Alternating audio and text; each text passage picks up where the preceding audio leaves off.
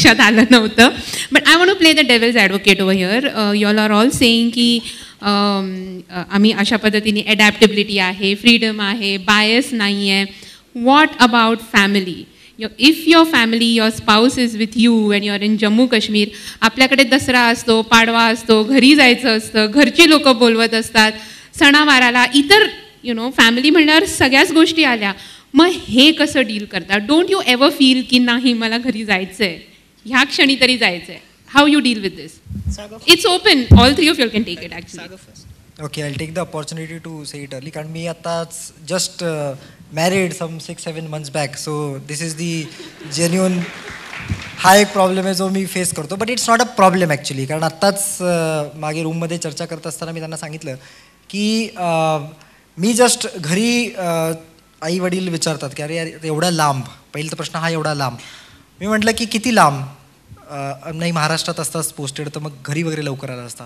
म्हटलं बरं ठीक आहे, मग चला कन्सिडर करू, लेटस कन्सिडर करू की महाराष्ट्रात पोस्टेड आहे आणि पोस्टिंग बुलढाण्यामध्ये आहे, जालन्यामध्ये आहे, माझं गाव आहे पुण्यामध्ये. बुलढाण्यावरून किंवा जालन्यावरून पुण्याला यायला किती वेळ लागतो? तर ते म्हटलं की 7-8 तास लागतात जवळपास. म्हटलं मग जम्मूवरून मी पुण्याला 3 तासात येईल. तर basically communications, lines of communication या सगळ्या गोष्टी एवढ्या डेव्हलप झालेल्या आहेत की मला वाटतं की रिलेटिव्सला भेटणं, घरी येणं, फॅमिली लाईफ, ह्या सगळ्या गोष्टी आता थोड्याशा they are well taken care of. First. Second, when you are choosing a career in civil services, it is you have to take it for granted की काही गोष्टी तुम्हाला सॅक्रिफाईस कराव्या लागतील. I am not saying that you have to sacrifice the basic thing, all the basic things about life, पण काही गोष्टी sacrifice कराव्या लागतात. म्हणजे जरी महाराष्ट्रामध्ये तुम्ही असाल तर प्रत्येक यू कॅनॉट एक्सपेक्ट की प्रत्येक सण तुम्ही फॅमिलीबरोबर साजरे करसाल. अगदी आर्मीचं मला वाटतं की लाईफ अजून जास्त हार्ड आहे, कारण तिथे तर जास्त रिस्ट्रिक्शन्स आहेत with these CARES. But regarding family, आता मला वाटतं की या सगळ्या सर्व्हिसेसमध्ये मला वाटतं गव्हर्नमेंट आपली एवढी सगळ्या गोष्टींना वेल टेक केअर करते की तुम्हाला your families can be with you. Jammu Kashmir जरी मोस्ट ऑफ दी डेडेड, अगदी आमचं सगळ्यात मला वाटतं की भारतामधलं सगळ्यात अवघड पोस्टिंग असेल नुब्रा असेल, ज्यामध्ये सियाचीन येतं. Sir would agree to that की नुब्रामध्ये SDM is consider to be very tedious kind of posting. But there also the government has taken well care of all the facilities. तुम्हाला असं कुठंच वाटणार नाही की माझी फॅमिली माझ्याजवळ नाही आहे किंवा फॅमिलीला त्रास होईल. तर या करिअरमध्ये त्या सगळ्या गोष्टी होतील. लिटिल सॅक्रिफायसेस आर ऑब्वियस मला वाटतं. आता आम्ही असेल किंवा इवन काल विषय झाला, अजित जोशी वॉज हिअर, की आपली मुलं अमेरिकेला वगैरे जाऊन सुद्धा करिअर करतात आणि राहतात and they have a good life. तिथे किंवा आर्मीमध्ये असे इन्स्टिट्यूशन्स आहेत, army women army officers wifes welfare organisation आहे, किंवा अमेरिकेमध्ये सुद्धा आपल्याकडे सण साजरे होत नाहीत तसे त्यांच्याकडे ग्रुप्स खूप स्ट्रॉंग असतात आणि खूप ॲक्टिव्ह असतात. बट सिव्हिल सर्व्हिसेसमध्ये this kind of organization, at least I don't know about it. So is it there, and if it is not there, then how you deal with it? It's not a formal organization, but informally there are many organizations, you should say. कारण मला वाटतं की एवढे get togethers आणि एवढ्या सगळ्या गोष्टी की फॅमिली लाईफ, मला तरी वाटतं, इनफॅक्ट मी तर आता जस्ट सुरुवात केली आहे फॅमिली लाईफला, तरी पण मला असं कुठेच वाटलं नाही की फॅमिली लाईफ सॅक्रिफाईस झाली आहे. इथे संक्रांत साजरी करायचो, जम्मू काश्मीरमध्ये जाऊन लोहडी सेलिब्रेट करतोय, तर फेस्टिवल्स ऑलमोस्ट सेमच राहत आहेत. सेलिब्रेशनच्या थोड्याफार पद्धती बदलत असतील, बट देन मला वाटतं की life is all together about it, seeing new things, celebrating life is celebrating new things. त्याच गोष्टी परत परत करून, म्हणजे तिळगुळ खाऊन कधी कधी वाटतं की अरे दरवर्षी तिळगुळच खातोय आपण, पण तिथे जाऊन काहीतरी वेगळ्या गोष्टी खायला मिळाल्या. तर in fact that is a spice of life. I think variety is the spice of life. ते आपण सगळ्यांनी एन्जॉय केली पाहिजे. So nice to know currently life is an extended honeymoon for you. Regarding the army, जसं डिस्कशनमध्ये आहे family life आणि army, yes, I mean it's true की जसं सागरनी राईटली पॉईंट आऊट केलं की ज्या वेळेस तुम्ही अशा सर्व्हिसेसमध्ये जाता, दॅट टू आर्म फोर्सेसमध्ये ज्या ठिकाणी जाता, तर जे आहे when you aim for higher, काही गोष्टी ज्या आहेत त्या तुम्हाला सॅक्रिफाईस कराव्या लागतात फॉर द लार्जर इंटरेस्ट. आपल्यापैकी जे आहेत सिव्हिल सर्व्हिसेसमध्ये जातील, वेगवेगळ्या सर्व्हिसेसमध्ये जातील, तर अशा छोट्या छोट्या गोष्टींना जर आपण पकडून बसलो तर माझ्या मते जो लार्जर इंटरेस्ट आहे त्या लार्जर इंटरेस्टला आपण कुठेतरी कॉम्प्रोमाइज करू. दोन छोट्या छोट्या गोष्टी मी या ठिकाणी सांगतो.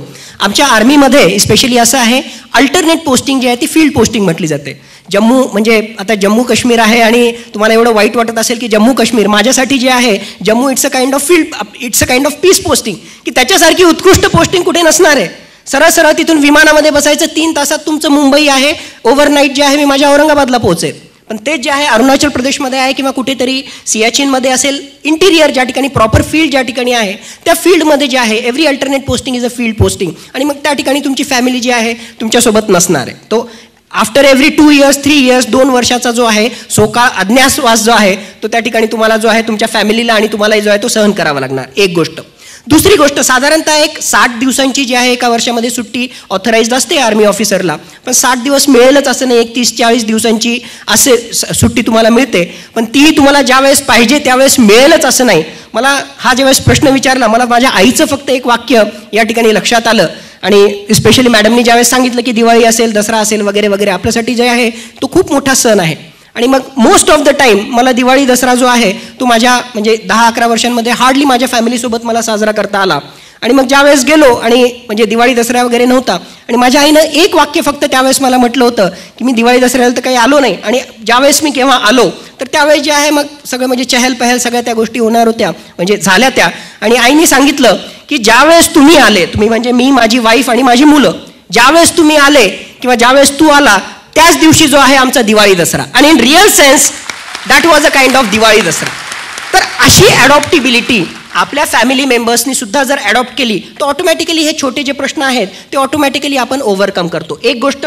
आणि दुसरी गोष्ट जी आहे मॅडमनी जी आत्ता उल्लेख केला आवाचा, AWWA आम्ही ज्याला म्हणतो, आर्मी वाईफ्स वेलफेअर असोसिएशन, या ठिकाणी मुली पण आहेत आणि काही पालक पण आहेत. स्पेसिफिकली मी ही गोष्ट त्यांच्यासाठी सांगू इच्छितो की those who are planning to marry with an army officer, you take it from me, army officer जो असेल, आणि to some extent Sagar and Arvind will also agree with me related with civil services also, ज्यावेळेस तुम्ही men in command असता, in a way आम्ही जे आहे आता सध्या त्या ठिकाणी अधिकारी आहोत, आम्ही आमचं काम करतोय, प्रचंड ताप असेल, सगळा स्ट्रेस वगैरे जे काही असेल, मोठे मोठे एम्स असतील, all these things are there. So your resources किंवा तुमचा वेळ, तुमची एनर्जी जी आहे ती सगळ्यात त्या ठिकाणी जी आहे ती तुम्ही डिव्होट करता. कंपॅरेटिव्हली तुम्ही कमी वेळ जी आहे तुमच्या फॅमिलीसाठी त्या ठिकाणी देऊ शकता. पण खऱ्या अर्थानं जर द मेन इन कमांडच्या ऐवजी वुमन इन कमांड जर त्या ठिकाणी कोणी असेल तर ती तुमची वाईफ असते. ज्यावेळेस तुम्ही एखादं युनिट कमांड करता, आर्मीमध्ये जे आहे तो व्यक्ती CO असतो. Like for example I was commanding one unit, minor unit, I was the commanding officer of a unit. It's all right, ते सगळे पॉवर्स तुमच्याजवळ ते सगळं आहे, पण तुम्ही फक्त त्यावेळेस काम करता. तुमची वाईफ जी असते ती आवाची चीफ असते, आर्मी वाईफ्स वेलफेअर असोसिएशनची जी आहे ती चीफ असते. आणि इन दॅट कॅपॅसिटी तिचा जो दरारा असतो, तिचा जो अधिकार असतो संपूर्ण युनिटवर, तो जो आहे तो शब्दांमधून सांगता येत नसतो. तो जो आहे तिथे गेल्यानंतर तुम्हाला पाहिल्यानंतरच कळेल की एका आर्मी वाईफच्या, स्पेशली COच्या वाईफचं पॉवर किंवा दरारा काय असतो तो तिथे गेल्यानंतरच तुम्हाला कळेल. तर माझ्या मते हे 2 अंग आहेत specially arm forces and family life विषयी. त्यांच्या कुटुंबाचं खरंच कौतुक करायला पाहिजे की तुम्ही याल तोच दिवाळी दसरा असं म्हणणारं कुटुंब त्यांच्या पाठीशी उभं आहे. या दृष्टीने मला त्यांना प्रश्न विचारायचा आहे की आर्मी लाईफ आणि सिव्हिल सर्व्हिसेस याच्यात थोडासा फरक असा करता येईल की आर्मीमध्ये जायचं म्हटलं की भीती आणि अभिमान, काम देशासाठी काम केल्याचा अभिमान एकीकडे आहे, पण फील्ड पोस्टिंगची भीती ही पण मनात असू शकते. ही भीती कदाचित सिव्हिल सर्व्हिसेसमध्ये नाही. तर ह्या दोन्हीचा ताळमेळ किंवा भीतीवर मात कशी करायची, काय सांगता येईल? सर, या प्रश्नाला मी थोडंसं लार्जर इंटरेस्टमध्ये घेईल, आणि हे जे आहे ते योग्य व्यासपीठ आहे. आणि मला खरोखरच आपल्याला काही गोष्टींचा अभिमान आहे की म्हणजे महाराष्ट्रीयन जनता, आपण सगळे तरुण वर्ग, ज्यावेळेस एखादा टास्क किंवा एखादी गोष्ट असते, हर हर महादेव, जय भवानी म्हटलं की जय शिवाजी येते, आणि कुठलंही म्हणजे अशक्यप्राय असणारी गोष्ट जी आहे आपण मराठी माणूस फार इझिली आपण ते पूर्ण करतो. अनफॉर्च्युनेटली आर्म फोर्सेसमधलं जे करिअर आहे आपण खूप खूप खूप खूप मागं आहोत. ज्यावेळेस मी महाराष्ट्रीयन तरुण म्हणून पाहतो, आणि specially I am talking about the officers, मी म्हणजे फक्त ज्याला पर्सन्स बिलो ऑफिसर्स रँक, तुम्ही शिपाई होण्यात किंवा lance naik, naik up to subedar major, it's fine, म्हणजे ज्यावेळेस रिक्रुटमेंट होता तुम्ही त्या ठिकाणी तुम्ही जाता. पण ऑफिसर्स म्हणून तुम्ही जर पाहत असाल आणि त्या ठिकाणी जर आपण खरोखरच आपलं पर्सेंटेज किंवा आपलं जर स्थान पाहिलं तर अनफॉर्च्युनेटली बाकी राज्यांच्या मानानं आपण खूप खूप खूप मागं आहोत. माझ्या मते 2-3 कारणं आहेत. एक सर्वात महत्त्वाचं जे कारण आहे ते म्हणजे याला 2 यांना मी त्याला डिवाईड करू इच्छिल. एक तर जे आहे एक सोशल सायकी, आपली जी सामाजिक मानसिकता आहे, मी सुद्धा त्याचाच पार्ट आहे, मी सुद्धा त्याच सिस्टममध्ये वाढलेलो आहे.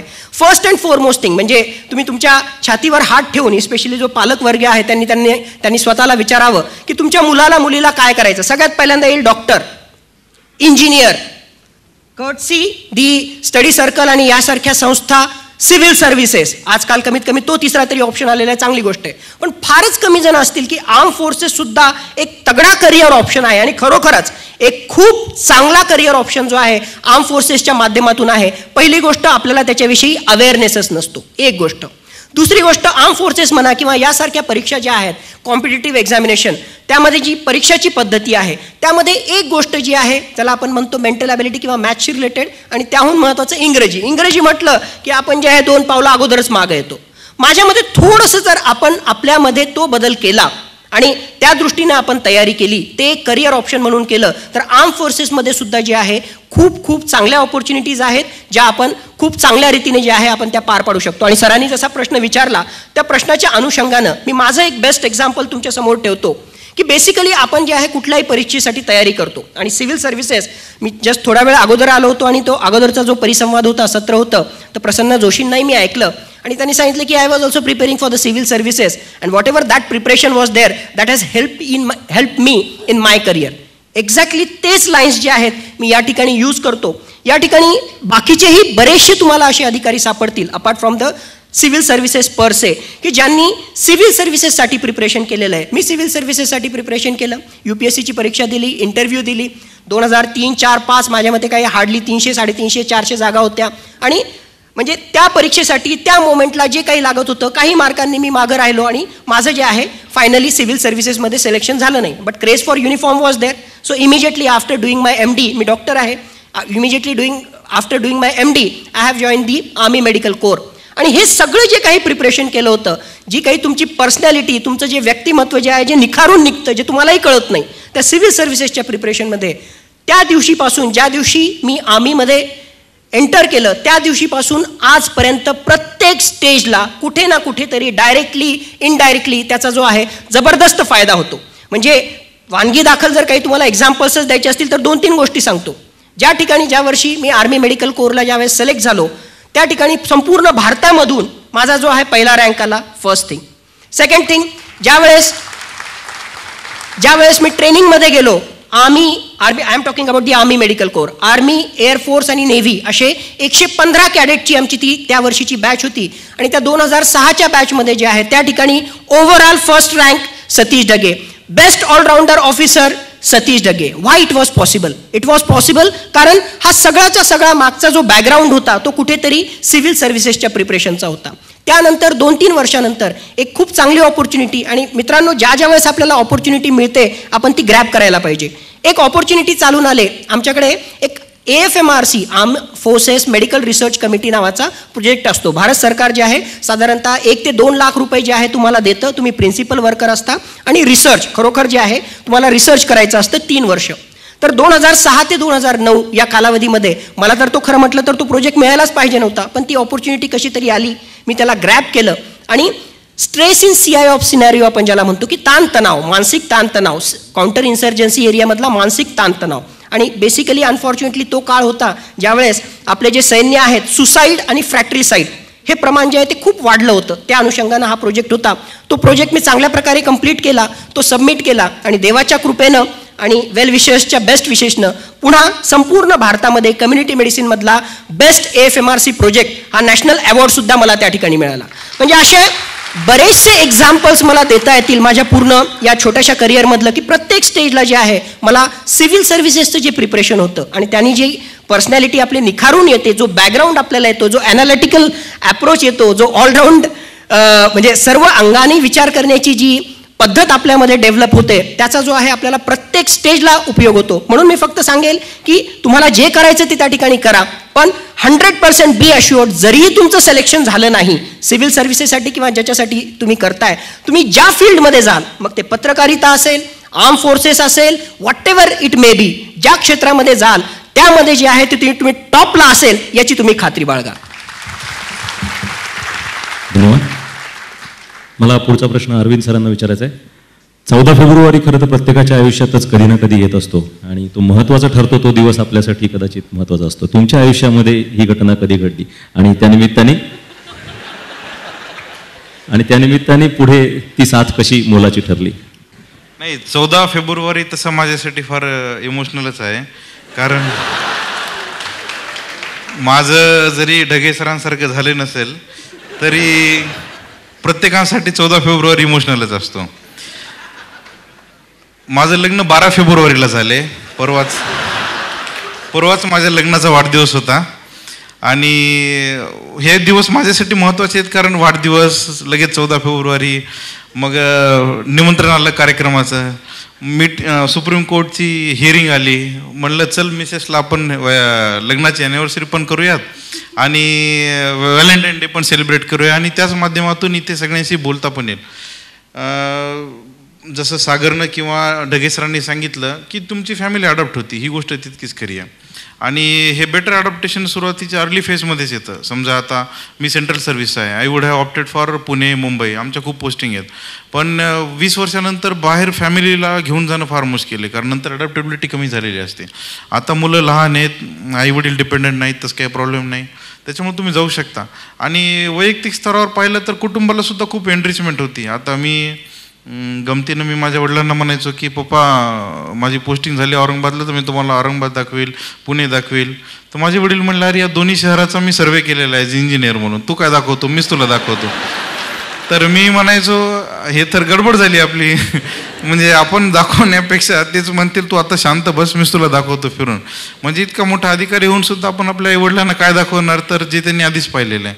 आणि बेल्लारीला जेव्हा माझी पोस्टिंग होती तेव्हा तुम्हाला कदाचित आता प्रिपरेशन करता तुम्हाला माहिती असेल की वर्ल्ड हेरिटेज साईट आहे तिथं 2, एक हम्पी आहे आणि बदामी पत्तडकल आहे. तर अतिशय सुंदर आणि म्हणजे विलोभनीय असे वर्ल्ड हेरिटेज साईट्स आहे 2. तर माझ्या कुटुंबाला पूर्ण कर्नाटकाच्या विविध साईट्स किंवा फॅमिली साईट्स इन माझ्या नोकरीच्या निमित्तानं करणं शक्य झालं. आणि जसं सागरनं सांगितलं की ट्रान्सपोर्टेशन आज एवढं फास्ट आहे, म्हणजे India is so well connected. Big class सिटीला जर फ्लाईट कनेक्टिव्हिटी आली आणि फ्लाईट रेट्स किंवा तुमचं ट्रेन कनेक्टिव्हिटी फारच चांगली होत आहे वरच्यावर, तर कुठल्याही भागातून मला नाही वाटत तुम्हाला फारसा वेळ लागेल तुमच्या घरी यायला. अगदी नागपूरहून परभणीला